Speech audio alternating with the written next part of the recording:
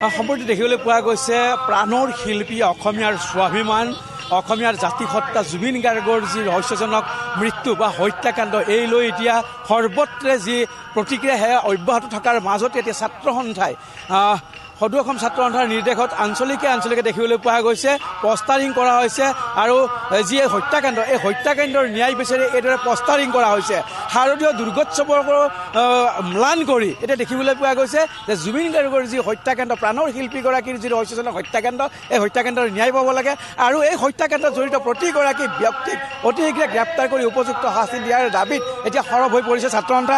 মই দেখুৱাব বিচাৰিছোঁ দুৰ্গা পূজাৰ যিবিলাক পেণ্ডেলে এতিয়া ছাত্ৰ সন্থাই এইদৰে বেনাৰ লৈ আহিছে আৰু বেনাৰ মাৰিছে। দেখিবলৈ পোৱা গৈছে প্ৰাণৰ শিল্পী জুবিন গাৰ্গক ন্যায় দিয়ক। নলবাৰী আঞ্চলিক ছাত্ৰ সন্থাৰ উদ্যোগত এইদৰে জুবিন গাৰ্গৰ ফটো সম্বলিত কৰি তেওঁলোকে এইদৰে বেনাৰ আঁৰিছে।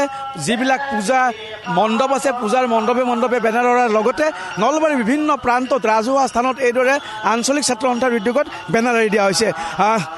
বিগত 11টা দিন ধৰি প্ৰাণৰ শিল্পী এগৰাকীৰ স্বাভিমানী অসমীয়াগৰাকীৰ যি এই মৃত্যু কোনেও সহিব নোৱাৰে এক মৃত্যু কোনেও মানিব নোৱাৰে এক মৃত্যু আৰু ইয়াৰ পিছত যি ৰহস্যৰ পৰা ৰহস্যলৈ গৈ আছে তাক লৈ এতিয়া সমগ্ৰ অসমবাসী উদ্বল। মই ছাত্ৰ নেতা অজয় কাষলৈ আহিব বিচাৰিছোঁ। দেখিবলৈ পোৱা গৈছে বিগত 11টা দিন পাৰ হোৱাৰ পিছতো এটাৰ পিছত এটাকৈ ৰহস্যৰ পৰা ৰহস্য ঘন হৈ গৈ আছে এই যি হত্যাকাণ্ড আৰু এতিয়া ছাত্ৰ সন্থা সৰব হৈ পৰিছে ন্যায় দিয়াৰ কাৰণে। কি ক'ব? সদৌ অসম ছাত্ৰ সন্থাৰ আহ্বান মৰ্মে আমি নলবাৰী আঞ্চলিক ছাত্ৰ সন্থায়ো যিবোৰ ৰাজহুৱা স্থান আছে বা দুৰ্গা পূজাৰ স্থলী আছে সেইবোৰত আমি প্ৰাণৰ শিল্পী জুবিন গাৰ্গৰ ন্যায় বিচাৰি আমি বেনাৰ হৰ্ডিং লগাইছোঁ। আৰু জুবিন গাৰ্গক যি ছিংগাপুৰক নি হত্যাটো আমাৰ ৰহস্যজনক হৈ থাকিল আৰু আমি এইকাৰণে হত্যা বুলি ক'বলৈ বাধ্য হৈছোঁ যিহেতু মুখ্যমন্ত্ৰীজনে ফেচবুক লাইভ আহি নিজে কৈছে এইটো এটা হত্যাকাণ্ড। আৰু আজি জুবিন গাৰ্গ মৃত্যু হোৱা আজি 11 দিন হ'ল আৰু 11 দিন পৰ্যন্ত সিদ্ধাৰ্থ শৰ্মা চেমকানু মহন্তৰ দৰে হত্যাকাৰীসকলক এতিয়াও চৰকাৰে ধৰিবলৈ সক্ষম হোৱা নাই। তাৰ আমি ধিক্কাৰ জনাইছোঁ। আৰু সিদ্ধাৰ্থ শৰ্মাৰ যি সম্পত্তি জুবিন গাৰ্গৰে ইমান সম্পত্তি নাই। সিদ্ধাৰ্থ শৰ্মাৰ ব্যক্তিজনৰ এজন মেনেজাৰ হৈ যিমান কোটি টকাৰ সম্পত্তিৰ পাহাৰ কৰিছে সেইবোৰ চৰকাৰে অতি অনতিপলমে বাজেয়াপ্ত কৰিব লাগে।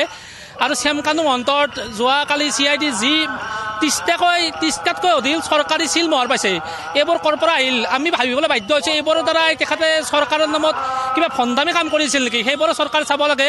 আৰু শ্যামকানু মহন্ত সিদ্ধাৰ্থ শৰ্মা বুলি নহয় ছিংগাপুৰত যিসকল আমাৰ অসমীয়া প্ৰৱাসী ভাৰতীয়সকলে গৈছিল সেইসকলকে চোচৰাই আনিব লাগে। আৰু যিসকল আমাৰ জুবিনদাৰ হত্যালত তাত জড়িত আছিল আমি হত্যা বুলিও কৈছোঁ এইকাৰণে কাৰণ মুখ্যমন্ত্ৰী মহোদয়ে কৈছে সেই গোটেইবিলাকক আমি চৰকাৰে ধৰি কৰায়ত্ব কৰিব লাগে আৰু উচিত শাস্তি দিব লাগে। এনেকুৱা নহয় এইবিলাক ধৰি পেলাই 3 মাহ জেলত থোৱা আৰু এইবিলাক নহয়। তেখেতসকলে মই ভাবোঁ ফাঁচি হ'ব লাগে সেইটো আমি বিচাৰোঁ। আৰু আমি ছাত্ৰ সন্থাই এই হত্যাৰ কাণ্ডৰ ন্যায় নোপোৱা পৰ্যন্ত ছাত্ৰ সন্থা তথা অসম ৰাইজে ইয়াত যুঁজি যাব সেইটো আমি আশা ৰাখিছোঁ।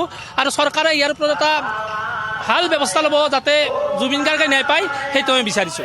ধন্যবাদ জ্ঞাপন কৰিছোঁ আপোনাক এই মুহূৰ্তত নকুল তালুকদাৰ।